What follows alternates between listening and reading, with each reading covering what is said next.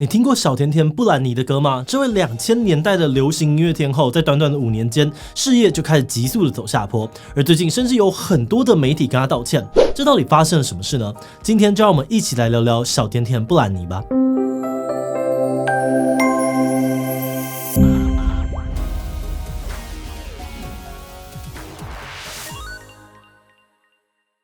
Hello， 大家好，我是志祺。今年的2月5号，《纽约时报》发布了一部纪录片，叫做《陷害布兰妮》。这部纪录片呢，谈到布兰妮的出道过程，也谈到了她的成名之后是如何受到了狗仔的骚扰啊，以及媒体报道的攻击。而受不了舆论压力的布兰妮呢，最终情绪失控，做出了许多的疯狂行为，从流行天后的宝座跌落下来，成为了众人取笑的对象。而纪录片出来之后呢，许多媒体纷纷向布兰妮道歉哦。她的前男友贾斯汀呢，也在 IG 上面公开对布兰妮道歉，说他曾经给布兰妮带来许多的困扰。而为何媒体和贾斯汀要对他道歉呢？他们到底对布兰妮做了什么？我们或许要先从布兰妮的演艺生涯开始谈起。不过在开始之前呢，先让我们按照惯例进一段工商服务时间。素养是现在的教育目标，但适合台湾的教材够多吗？图文不符团队想为台湾孩子量身打造一套在地的素养教材，从熟悉的台湾景物结合生活经验，轻松进入情境式学习，让知识不仅实用，更能应用。针对孩子生活的不同层面，团队规划了了解身体自主权的观念绘本，预防大卖场走失的技能绘本，还有离开3C培养10到15分钟专注力的游戏绘本。透过累积长期观念、实际技能，并在游玩中学习，激发孩子的无限潜力。让有趣不说教的故事、多功能的双语学习卡牌以及文化互动贴纸，成为孩子快乐学习的动力。台湾的孩子值得在地原创的专属教材。盲狗狗素养教育学习箱，让孩子的潜力发光。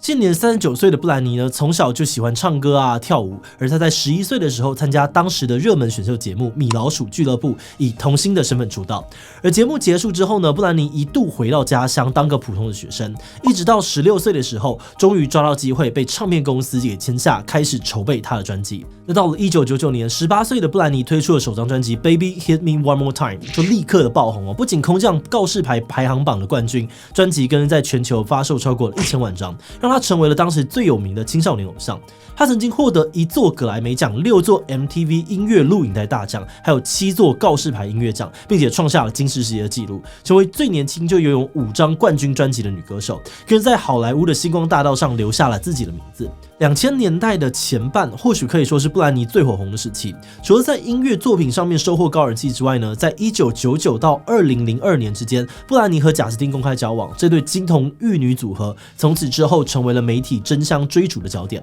而根据统计在2007年美国的八卦杂志当中，有20% 的报道跟布兰妮有关。而美联社呢是大举招募了22名的娱乐记者，只为了可以在最快的时间内报道布兰妮的任何消息。不仅连八卦小报，就连这个《纽约时报》这种知名的媒体啊、电视节目等等呢，也都大肆的讨论布兰妮的新闻。而布兰妮的崛起呢，一举一动都是媒体的焦点而人们对她的观感呢，也因为媒体而一落千丈。布兰妮发行首张专辑的时候只有18岁，而经纪公司把她包装成清纯啊、动感的邻家女孩形象。但由于布兰妮呢曾经在 MV 当中呢穿着露肚子的这个服装啊，大跳煽情性感的舞蹈，有些人呢就批评她年纪轻轻不应该要卖弄性感，这对青少年来说是不好的榜样。而当许多媒体在讨论布兰妮的时候呢，也经常围绕在她的身材啊还有感情身上。那曾经有男性的主持人问她还是不是处女，讨论她的胸部很大，是不是有隆乳过等等的隐私话题，让布兰妮非常的尴尬。而2002年布兰妮和贾斯汀分手之后呢，贾斯汀发了一张单曲 ，MV 中找了一个很像布兰妮的演员，剧情还暗示呢两人会分手是因为布兰妮劈腿。而随后呢，网友啊还有媒体对布兰妮的攻击也变本加厉，纷纷骂她是荡妇啊，行为不检点。那另外呢，贾斯汀在接受媒体访问的时候，被主持人呢用戏谑的口吻询问说是否有和布兰妮发生关系，而他也笑着承认。那到了2003年呢，布兰妮接受知名主播戴安·索耶的这个访谈哦，主持人拿着这个出轨传闻啊，还有打破婚前守贞这2件事情，质疑布兰妮的道德操守，问他为什么要伤害贾斯汀，你的性感形象啊，让很多家长不开心，为什么没有负起公众人物的责任等等等等，一连串尖锐的提问让布兰妮当场落泪。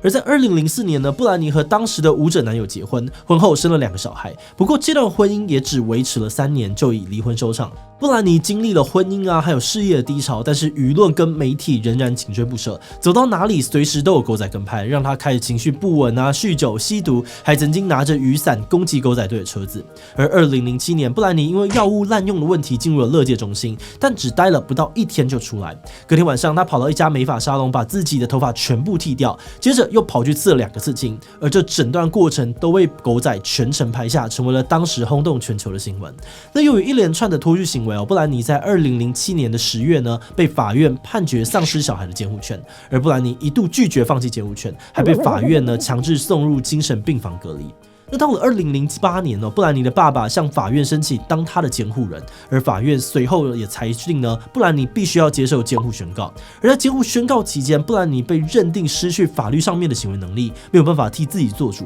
几乎每件事情都必须要经过监护人的同意才行。而布兰妮的爸爸呢，有权利替他签商业合约，出售他的资产，甚至可以限制他的访客名单，甚至呢，连他的每一笔消费小至1杯咖啡都必须要记录下来向法院申报。对于财产被接管，所以当时呢，有传闻就说家人正在借由这种控制，把它当成是摇钱树。有粉丝发起了 Free Britney 的运动呢，希望能让布兰妮恢复自由。根据《纽约时报》，解放布兰妮运动起源于2009年，由当时流行音乐新闻还有布兰妮的粉丝网站所发起。倡议者批评监护宣告对布兰妮的各种限制，希望解除这些限制，让她拿回个人与财务的自主权。而支持者认为，布兰妮过去10年已经发行多张专辑，还有巡回演出，证明她是一个正常的成年人，并且有能力为自己做决定。维持监护宣告，相当于是在软禁她。而陷害布兰妮的纪录片导演也指出，在监护宣告的情况之下呢，布兰妮仍然要靠自己赚钱支付律师费，甚至还要帮他爸爸付律师费。那相关的法律费用呢，1年就要花100万美金哦。那纪录片的导演认为呢，只要让布兰妮持续的受到监护，他的监护人以及相关的人员都可以因此获利。这中间确实有一些利益冲突，但另外一派的声音则认为呢，有鉴于他之前有吸毒的前科以及精神疾病，他的事业呢还能成功，代表监护宣告是有效的，可以让他维持生活的常轨。而布兰妮的爸爸的回应呢，只是说他所做的一切都是为了保护女儿。这项运动从2009年开始持续了很久，但是布兰妮始终没有被解除监护，直到今年纪录片出来之后，又重新引起比较广泛的关注。那纪录片出来之后呢，媒体纷纷对布兰妮道歉。英国杂志《魅力》呢在 IG 上面发文，内容写道：对于布兰妮身上所发生的一切，我们都难辞其咎。专门写八卦新闻的美国专栏作家佩雷斯·希尔顿也在自己的 podcast 节目当中承认自己过去对于布兰妮的评论很恶劣残忍跟刻薄。那贾斯汀也在 IG 上面发文写道：我深感抱歉，我的一生当中有几次说了不该说的话，或是没有为对的事情发生。我在一个对厌女文化还有种族歧视很宽容的社会当中得到好处。那布兰妮本人呢，也在 Twitter 上面发言表示每个人对于别人的故事呢，都有一套自己的见解，但不管公众怎么想，都跟在镜头背后的真相有差距。3月底呢，他也在 IG 上面说，他看过这个纪录片之后呢，整整痛哭了2周，一直到现在都还会忍不住泛泪。而在这一波道歉过后，有些人开始反思，布兰妮的遭遇是喜欢扒粪的这些狗仔文化所造成的。许多童星出道的艺人像小贾斯汀林赛罗韩麦莉希拉呢，也因为被媒体追杀，承受很大的压力，产生脱序的行为。有媒体人指出，在布兰妮精神崩溃，有越来越多脱序行为之后呢，到处都可以看到用布兰妮崩溃作梗的商品，像是在马克杯上面写着如果布兰妮能撑过2007年，你当然也能够撑过今天。整个社会似乎觉得批评他、取笑他并没有什么关系，而这样子的文化呢，也让人越来越没有同理心。前八卦网站这个 TMZ 的这个制作人呢，则认为媒体之所以时时刻刻的跟拍呢，主要还是因为人们爱看，所以这样子的内容才有收视率。但有些人认为，媒体这样子对待布兰妮呢，不只是因为人们喜欢腥膻色，更是一种厌女文化的展现。大家对她的私生活穷追猛打，骂她是荡妇，但是对前男友贾斯汀却轻轻放过，反而还赞赏她上过布兰妮。魅力杂志的这个总编就感叹这种明星文化是一种剥削。他说，希望我们不会再把名人，尤其是是女性高高的捧上神坛，然后再重重的把她们给拉下来。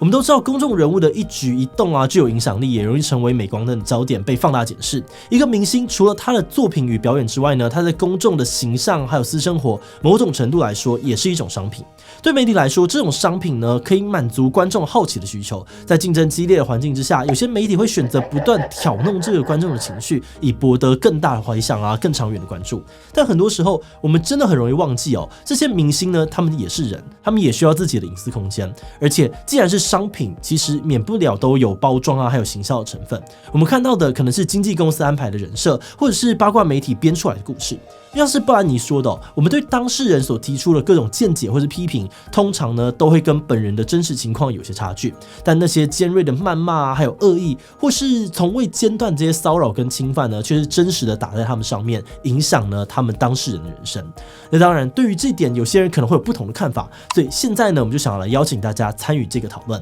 你觉得媒体应该要报道明星啊，或是公众人物的八卦私生活吗？不应该啊，我觉得他们也需要一些隐私空间。所以这类的新闻呢，我都不会看。应该啊，我觉得他们对社会影响力很大，如果私底下太夸张，应该要受到一些舆论的谴责的。所以我没有特别的意见哦，但我觉得公众人物靠声量得利，这也是他应该要付出的代价。其他留言告诉我们吧。最后，如果你喜欢今天的影片，欢迎分享出去，让更多人知道为什么媒体要向布兰妮道歉。此外呢，也可以点击这个地方看看日本实境演员自杀事件，以及韩国的厌女文化。那么今天的这一期就到这边告一段落，我们明晚再见喽。